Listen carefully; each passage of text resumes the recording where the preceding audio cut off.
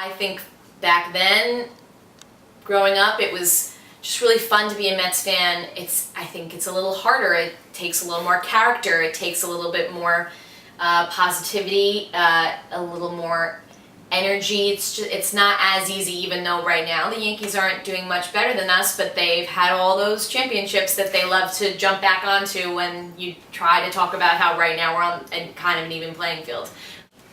It's a little harder to find a Mets fan over a Yankee fan when you're in New York. It's even a little harder to find Mets memorabilia over Yankee memorabilia when you walk into a sporting goods store, which I did just yesterday.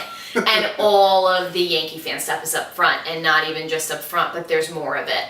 Or even when I get the newspapers in the morning and you turn to the back page, and there's just the other day when we had our 11-2 blowout win, you had one paper with the Mets as the whole back page, and two other ones had the Yankees, and they lost. And growing up, I don't remember being really feeling great to be a Met fan. Just never in my entire life. In high school, I went to high school from like 98 to 2002. Yeah.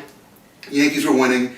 I was probably the only Met fan in the school. There was one teacher in the school that was a Met fan. The teachers were giving me crap, the other students were giving me crap, but I would wear my John Franco jersey, I'd wear my Piazza jersey.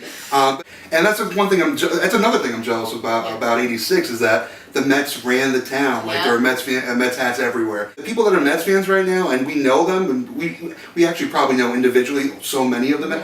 Nearly all of the Mets fans we probably know individually. We can call, hey Tom and Steve and Jessica. This is what I do. I go to Citi Field, I go to the games, and run into people. You run into Cowbell Man, you run into Pin Man, you run into some of the security guards. You run into friendly faces. If you don't know the name, you know the face. And if you're someone like me who's like big scary looking dude, they recognize me too. So you give them a hat tip. It's the whole thing. It's fun, and this is what we love to do. So it'd be nice to go to Citi Field and not be able to find a parking spot, and you have to get there 3 hours early.